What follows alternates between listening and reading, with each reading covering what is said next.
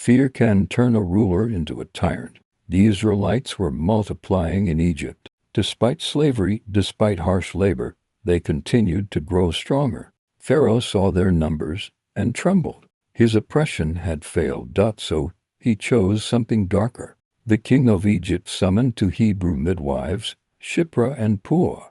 These women were responsible for helping Hebrew mothers bring life into the world.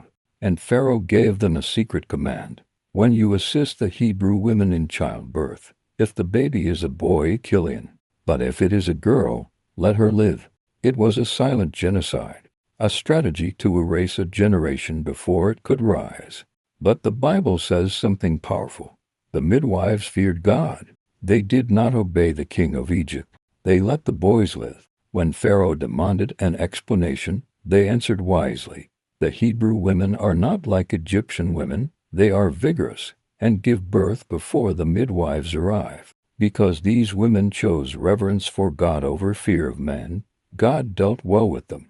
The people multiplied even more, and the midwives were given families of their own. Pharaoh's plan had failed again, so his heart grew harder. If secret orders would not work, he would make it public. He commanded all his people, every Hebrew boy that is born you must throw into the Nile, but let every girl live. What began as oppression became open cruelty. The river that sustained Egypt would now become a place of death. But even in this dark decree, God was not absent. Pharaoh thought he was protecting his throne, but he was unknowingly preparing the arrival of a deliverer. Because from this very decree, from this season of terror, would come a child placed in the Nile not to die but to be drawn out. Pharaoh tried to drown a generation, but you cannot drown a promise. And when rulers rise against God's plan, heaven simply prepares the next chapter.